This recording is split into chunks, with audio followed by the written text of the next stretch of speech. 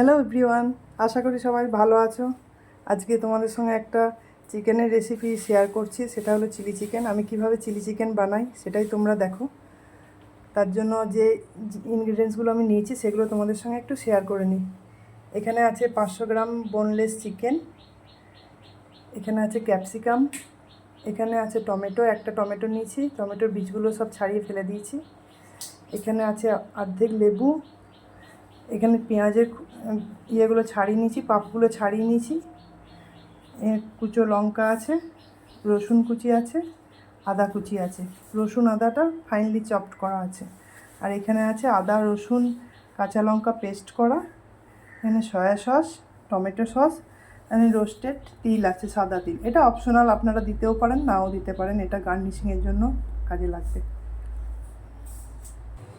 আর লাগবে একটা ডিম। এটা 500 চিকেনের জন্য একটা ডিম লাগবে। আপনারা যদি চিকেন আর একটু বেশি করেন তার জন্য তাহলে 2টো ডিম দেবেন। এই ইনগ্রিডিয়েন্টসগুলো যা দেখছেন সবই 500 চিকেনের জন্য। আপনারা এবার চিকেনটা বাড়া কমা যেমন করবেন সেরকম লাগবে আপনাদের নিজেদের মতো। চলুন তাহলে এবার দেখিয়ে দিই প্রসেসটা কীভাবে করছি আমি।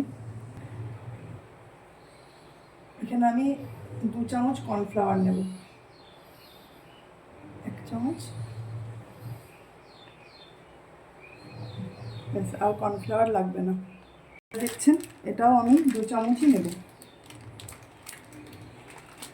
কর্নফ্লাওয়ারটা এই 1 চামচের বেশি পড়ে গেছে, আর একটু নেব, অল্পই নেব, বেশি নেব না,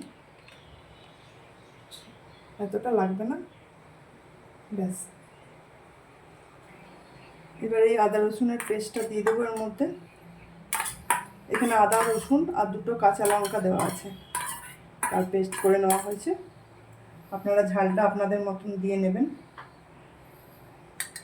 অল্প সয়া সস দিচ্ছি, সয়া সসটা অল্পই দেবেন, নাহলে এটা কালো হয়ে যাবে পকোড়াগুলো। টমেটো সস দিচ্ছি,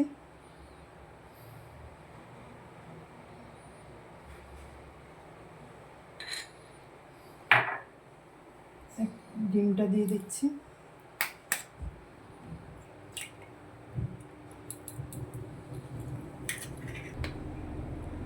নুন দিচ্ছি,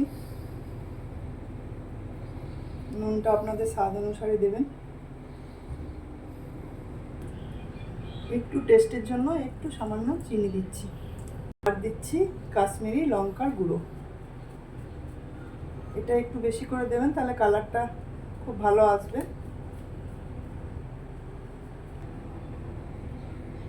আর দিচ্ছি অর্ধেকটা লেবু। 500 চিকেনের জন্য অর্ধেকটা লেবুই ঠিক আছে। আর চিকেন যদি বেশি হয় তখন লেবুর পরিমাণটা বাড়িয়ে দেবেন।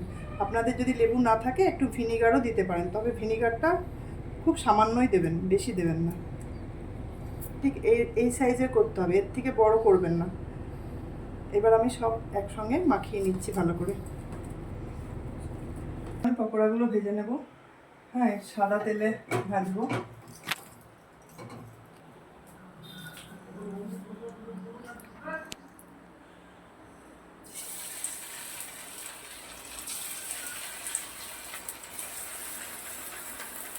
এই সময় গ্যাসের ফ্লেমটা আপনারা লোতে রাখবেন, নাহলে পকোড়াগুলো পুড়ে যাবে।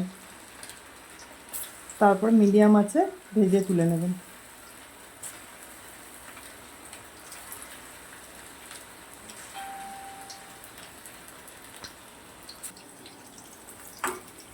এই যে বন্ধুরা, এরকম লাল লাল হয়ে যাবে, তখন আপনারা পকোড়াগুলো তুলে নেবেন।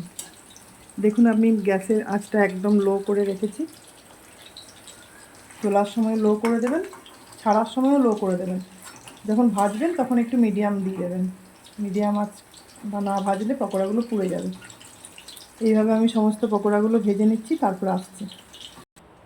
এই দেখুন বন্ধুরা, আমার সব পকোড়াগুলো ভাজা হয়ে গেছে। সব একটা একটা, এটা আপনি স্ন্যাক্স হিসাবেও খেতে পারেন চায়ের সঙ্গে। হ্যাঁ, আর একটা কথা বলার ছিল, আমার হাতে সময় ছিল না, তাই আমি এটা ম্যারিনেশন করতে পারিনি। আপনাদের হাতে সময় থাকলে 10 থেকে 15 মিনিট আপনারা ম্যারিনেশন করে রাখবেন, তাহলে চিকেনটা আরও সফট হবে খেতে। আর স্ন্যাক্স হিসাবে খেলে তো ম্যারিনেশন অবশ্যই করবেন। এবার এই তেলটা আছে পকোড়া, এতটা তেল আমি ইউজ করব না, আমি এটা কমিয়ে দেবো।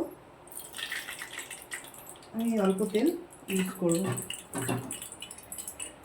এবার এটার মধ্যে আমি প্রথমে আদা কুচি, রসুন কুচি সব দিয়ে একটু নাড়বো ওটা ভালো করে। এটা যখন একটু ভাজা ভাজা হয়ে যাবে তখন আমি সব কিছু দিয়ে দেবো, পেঁয়াজ, লঙ্কা,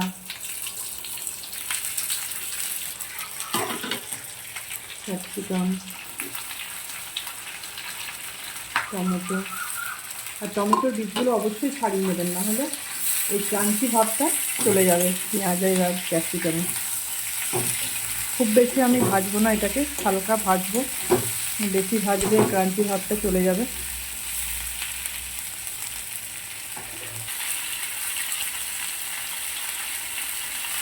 এর মধ্যে নুন দিলাম, খুব বেশি নুন দেবেন না, কেননা সয়া সস করবে, সয়া সসেতে একটু নুন থাকেই। লঙ্কা গুঁড়ো দিলাম, কাশ্মীরি লঙ্কা গুঁড়ো এটা। নুনটাকে ব্যালেন্স করার জন্য কয়েক দানা চিনি আমি ছিটিয়ে দিলাম। এটা অপশনাল, আপনারা দিতেও পারেন, নাও দিতে পারেন। এটা আর বেশি ভাজবো না, এটুকুই ভাজবো। এবার এর মধ্যে টমেটো সস,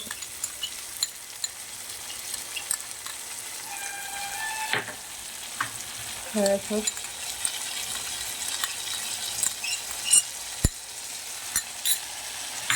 একটু নাড়াচাড়া করবো। এবার এর মধ্যে আমি 2 চামচ কর্নফ্লাওয়ার নিয়েছি, কর্নফ্লাওয়ারটা জলে গুলে আমি ওর মধ্যে দিয়ে দেবো।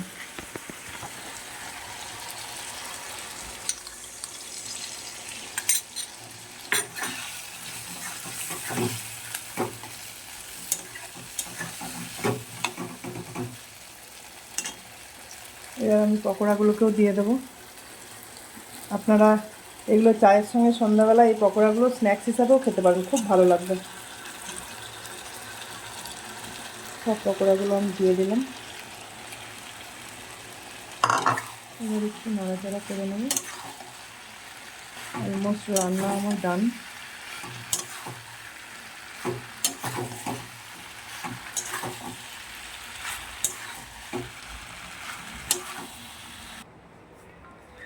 এই দেখুন আমার রেডি হয়ে গেছে চিলি চিকেন। আমি খুব একটা গ্রেভি পছন্দ করি না, তাই ড্রাইভাবেই বানাই। এর ওপর দিয়ে আমি সাদা তিলটা ছড়িয়ে দেব।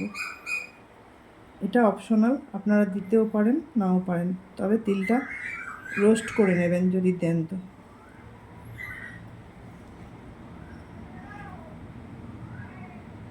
বন্ধুরা জানাবেন আমার রেসিপি আপনাদের কেমন লেগেছে, কমেন্ট করবেন, লাইক করবেন। আর হ্যাঁ, আমার একটা ইউটিউব চ্যানেল আছে সোয়াদ ও সংস্কৃতি বলে। আমার রান্না যদি আপনাদের ভালো লেগে থাকে তাহলে চ্যানেলটা একটু সাবস্ক্রাইব করে দেবেন। ধন্যবাদ বন্ধুরা এতক্ষণ আমার রান্না দেখার জন্য।